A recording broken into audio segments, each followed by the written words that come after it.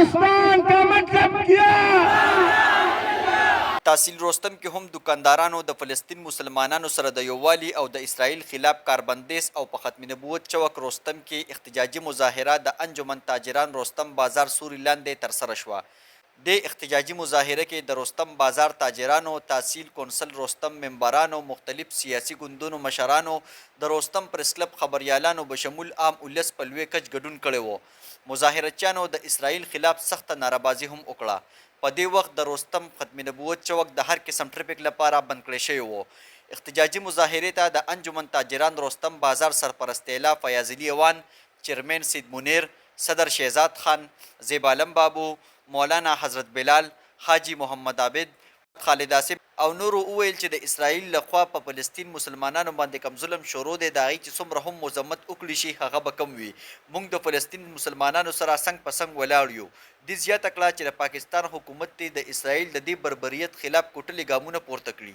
رستم د ټولو پاټو د ورکرانو د سیاسي ګوند د انجمن تاجران چې څومره هم دلته کې صدران دي د هغې د رستم پریس والا او د خپلو دکاندارانو وروڼو ډېر زیاته شکریا ادا کوم چې ډېر په شارټ نوټس د پرون نه مونږ دا اعلانونه کړي دي او مونږ سره دې ډېر زیات په ښه جوش جذبې سره شرکت وکړو.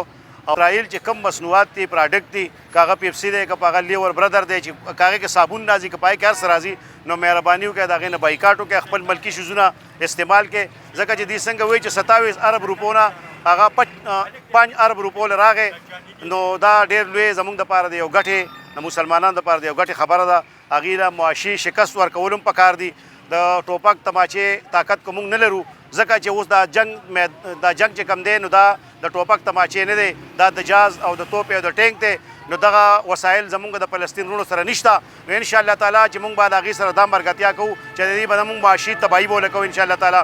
او که وخت راغی نو ما چې د خپل کشران کم ولیدو دې کم زور سره په کمې جذبې سره د نتنیاهو دغه پتله وسوځوله یا د اسرائیل د جنډۍ وسوځوله نو زه دوی ته سلام پیش کوم او انشاءالله تعالی که وخت داسې راغی نو دوی به داسې کوي چې دوی به په دې فلسطین په دې اسرائیل کې ننوځي او انشاءالله تعالی چې د هغې له به موږ ټول جواب ورکوو. وایو موږ له پکار دا چې څومره په رستم کې دکانداران دي چې د هغې د مصنوعاتو نه بایکاټ وکړي.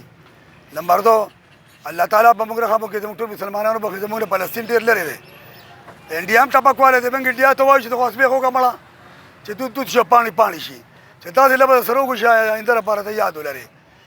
او زه په اخر کې د ټول قوم ته خیرای تقسیم پیش کوم د خپل صدر صاحب طرف نه، سرپرست اعلی صاحب طرف نه، د ټولو چیرمنانو طرف نه، د ټولو عوامو طرف نه موږ د دې ډېر مشکور یو.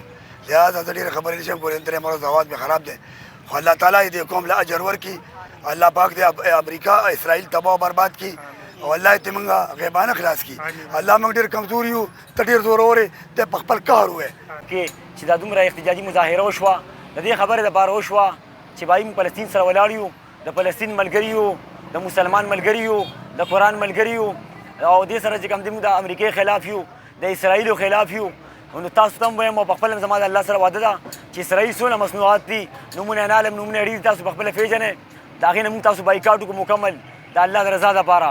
په دې به موږ د دنیا او په آخرت کې الله اجر او ثواب راکوي. طالبه چې کوم دی دا ده چې موږ د حکومت ته دا مطالبه ده چې دوی کومه انتهایي نرمه پالیسي لکه د نورو ملکونو په شان اختیار کړې ده دې چې کوم دی دا په دې کې شدت راوستل پکار دي ځکه چې دا یو ایټمي ملک دی. دې ته الله تعالی یو اعزاز ورکړی دی، ایټم دی ورسره، فوج دی ورسره او داسې قوت دی ورسره، ځوانان دي ورسره چې هغې الحمدلله په هغې کې ایماني جذبه ده. هغه مسلمانان دي، هغې د دنیا او خاص کر د کفارو هر قسم طاقت چې د هغې مقابله کولی شي. په دې وجه چې کوم دی زمونږ د دې ټولو ملګرو دا د خپل حکومت نه چې کوم دی زمونږ دا مطالبه ده چې تاسو دا خپله نرمه پالیسي چې کوم دی دا پرېږدئ او په شدت سره په قوت سره چې کوم دی د اسرائیل او خاص کر د امریکې مخې له راشئ او په فلسطین کې چې کوم ظلم روان دی د هغې مخنیوي وکړئ. احتجاجي مظاهرې دوران رستم بازار دکاندارانو د اسرائیلي مصنوعات د اغستو او خرڅونو نه مکمل بایکاټ اعلان کړی. د کیمرا ټیم سره عمر خاکسار، رستم نیوز مردان.